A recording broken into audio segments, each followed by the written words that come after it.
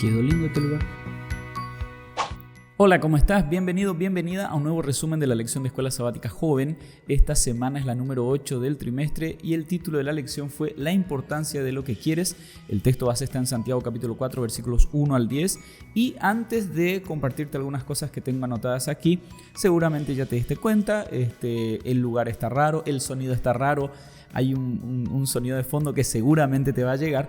Es porque estoy grabando este resumen en las instalaciones del Colegio Adventista de Encarnación, que cuando yo terminé la primaria acá era la Escuelita Adventista de Encarnación. Bueno, busca ahí algunas fotos, vas a ver en Google que creció bastante. Y esta semana tuve el privilegio de estar acompañando en una semana de énfasis espiritual a los cientos de alumnos que tiene la institución. Me sentí muy honrado realmente.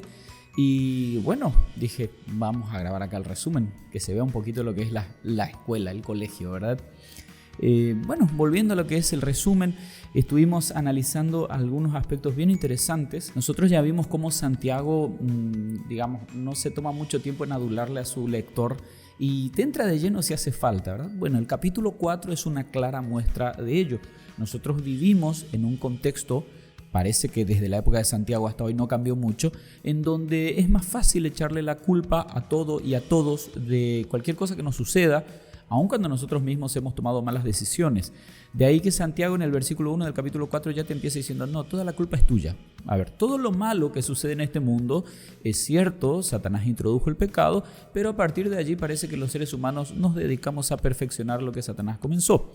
De ahí que Santiago está con esta perspectiva. Los problemas terrenales que intentamos solucionar de manera terrenal normalmente no van a ser totalmente solucionados. Tenemos que acudir a Dios, la fuente y la garantía de cualquier posible solución que necesitemos. De todas las metáforas posibles, Santiago va a utilizar la del adulterio para ejemplificar cómo se siente Dios cuando sus hijos deciden decirle no en la cara y dedicarse a otra cosa. Pasa que una relación con Dios sin abandonar los afectos del mundo termina siendo una especie de adulterio espiritual. Dios se siente de igual manera cuando nosotros le traicionamos. De ahí que tampoco importan mucho tus palabras, o sea, vos podés decir, no, pero yo soy un hijo de Dios. En realidad, aquello en lo cual vos invertís, ahí en donde está tu corazón, ahí están tus deseos y vas a terminar yendo para allá tarde o temprano. Según Santiago 4:4, incluso ni siquiera hace falta hacer algo para declararse enemigo de Dios, sino que con quererlo ya es suficiente. De allí que yo puedo por fuera ser un excelente cristiano, pero por dentro estar completamente perdido. Y antes de pasar a la siguiente sección, te dejo estas preguntas de autoevaluación que estaban en la lección. ¿Qué quieres realmente? ¿Dónde están tus deseos? ¿Hacia dónde se inclinan estos deseos y a dónde los estás animando a ir? Santiago capítulo 4 comienza hablando acerca de batallas, guerras, peleas y todo esto él lo ve incluso en medio de sus lectores que están buscando satisfacer sus propios placeres. Es interesante que no se describen estos placeres en sí, pero sí se describen las circunstancias en las cuales estas personas están usando esos métodos. Hay lujuria, hay asesinato, envidias, peleas y acá hasta habría que pensarlo, ¿no? ¿Estos placeres necesariamente deben ser malos o buenos? Por ejemplo, pasar tu vida con alguien, tener una pareja, conquistar a alguien, por usar una palabra, no está mal. Es más, dentro del plan de Dios para sus hijos está el hecho de que vos puedas tener una pareja para pasar el resto de tu vida. Pero si para lograr esto tenés que acosar a la persona y convertirte en un perseguidor, entonces como que la cosa no está cuadrando mucho. Y ni hablemos de los deseos o las experiencias pecaminosas, porque ahí sí, tanto los métodos como las consecuencias van a ser muy dañinos, tanto para vos como para las personas que te rodean. Los métodos terrenales no funcionan. O sea, ¿qué puede salir bien si se involucran la lujuria, la envidia o el asesinato y las peleas? Estos métodos apelan al corazón carnal y dan una falsa sensación de control y de logro, pero solo te estás vendiendo humo, ¿sí? Porque en realidad no tenés control de nada. Al contrario, el pecado te está controlando. Podríamos parafrasear a Santiago y él comienza a decir, ¿dónde entra Dios en la ecuación de tu vida? ¿Por qué no le estás pidiendo a Él lo que necesitas en vez de estar utilizando estos métodos terrenales para poder alcanzar tus logros? ¿No hay confianza? Bueno, en Santiago capítulo 4, versículo 3, el escritor nos dice que Dios muchas veces no responde lo que le pedimos justamente porque estamos pidiendo mal. Estamos pidiendo para satisfacer nuestros propios deseos egoístas. De allí que Dios no es como esas maquinitas a las que vos le pones una ficha y de repente podés seleccionar la golosina que querés y ya te sale. No, Él no trabaja de esa manera. La oración, de hecho, no es una manera de obligar a Dios a que haga lo que nosotros queremos. Al contrario, es una oportunidad de nosotros colocarnos bajo la voluntad de Dios, someternos a esa voluntad y de esa manera dejar que Él haga milagros en nuestras vidas, primeramente transformándolas y después mostrándonos también cuán grande es el poder de Él y lo lindo que es ser partícipe de un milagro divino. La primera mitad de Santiago capítulo 4 versículo 8 aparecen tazas, remeras, cuadros, cualquier souvenir cristiano, post de Facebook, en fin, y la verdad que está muy lindo porque dice: acercaos a Dios y Él se acercará a vosotros.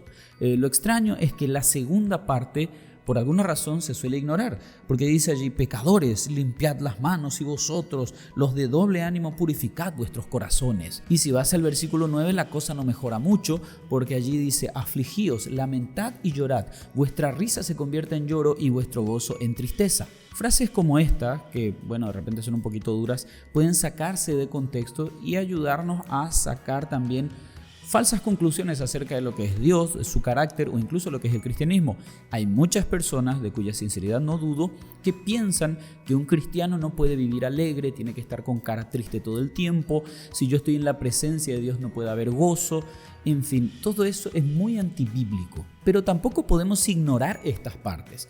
En vez de ignorarlas, ¿qué tal si las entendemos mejor en su contexto? Y allí vamos a saber cuál es el sentido que el autor bíblico tenía cuando las escribió. Para empezar, el versículo 7 de Santiago 4 dice que nosotros debemos someternos a Dios, resistir al diablo y Él huirá de nosotros. Ahora, ¿qué pasa cuando yo me someto a Dios? Necesariamente me doy cuenta de la diferencia que hay entre Dios y yo, de lo pecaminoso que soy y de cuánto me falta mejorar. Parafraseando un poquito lo que Elena de Guay escribió en El Camino a Cristo en la página 64, mientras más cerca estemos de Jesús, más percibimos nuestros propios defectos.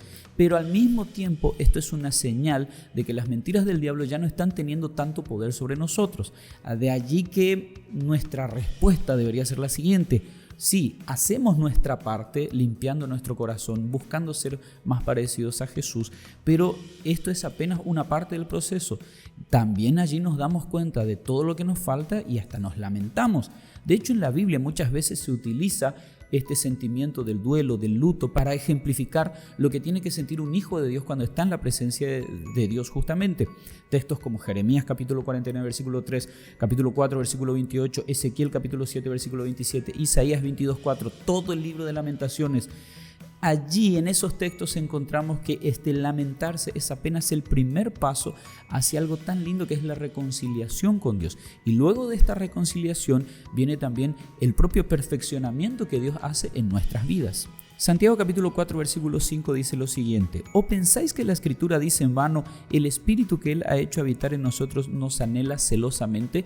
Esta imagen de un Dios celoso es interesante, y más todavía en el contexto de Santiago, que está utilizando la figura del adulterio como para ejemplificar lo que hacen los hijos de Dios cuando dividen su corazón y quieren compartirlo con el mundo. El Espíritu Santo está luchando para atraer, especialmente a aquellos que quieren dejarse atraer, aquellos que quieren tener una verdadera relación con Dios. Pero el Espíritu Santo no solamente nos anhela, sino que en el versículo 6 se nos dice que da también mayor gracia. ¿Y para qué es esta gracia? Esta gracia que fue asegurada con la vida, muerte y resurrección de Jesús. Es justamente para que después de esta entrega que sucede, se pueda producir la transformación de esa persona. Si tan solo reconociéramos nuestra necesidad del Espíritu Santo, Él enviaría toda la gracia que necesitamos. La gracia nos lleva a someternos a la voluntad de Dios y es allí cuando el diablo huye de nosotros, como ya leímos en Santiago capítulo 4, versículo 7. La lección de esta semana termina con un texto extraído del libro El deseo de todas las gentes, capítulo 13, páginas 104 y 105. Es un libro muy lindo realmente y me llamó la atención que justamente, las casualidades no existen, ¿no? Pero justamente ella toma algunas palabras de Santiago que ya estudiamos en esta semana y las coloca en el contexto de la tentación de Jesús. Y es interesante que ella dice aquí: y así podemos nosotros resistir la tentación y obligar a Satanás a alejarse. Jesús obtuvo la victoria a través de la sumisión a Dios y la fe en Él. Y mediante el apóstol nos dice: someteos pues a Dios, resistid al diablo y huirá de vosotros. Acercaos a Dios y Él se acercará a vosotros. No podemos salvarnos a nosotros mismos del poder del tentador. Él venció a la humanidad y cuando nosotros tratamos de resistirlo con nuestra propia fuerza, caemos víctimas de sus designios. Pero torre fuerte es el nombre de Jehová, a él correrá el justo y será levantado, dice Proverbios 18:10. Satanás tiembla y huye delante del alma más débil que busca refugio en ese nombre poderoso. Decime si no es un motivo para estar contento, para estar feliz, para que haya gozo en nuestras vidas. Si nos paramos frente a Jesús, vemos lo santo que es Él, lo puro que es su ejemplo y nos damos cuenta de todos los defectos que tenemos, es como para alargarse a llorar. Pero también podemos llorar de alegría al darnos cuenta de que Dios pone a nuestra disposición todo lo que hay en el cielo, incluyendo su Espíritu, incluyendo su gracia, para ser transformados a imagen y semejanza de Jesús. Ya comenzar ese proceso en esta tierra y finalizarlo cuando Jesús vuelva, y eso va a ser dentro de muy poco. Bueno, te dejo. Se está yendo la luz del sol, se está terminando también la batería de la cámara, se están terminando tantas cosas en este mundo, pero lo que no termina es el llamado de Dios para que te entregues a Él cada momento. ¿Querés aceptarlo? Dale pues. Dios te bendiga, que tengas un excelente día y nos vemos la semana que viene, con un mejor sonido creo yo, pero nos veremos.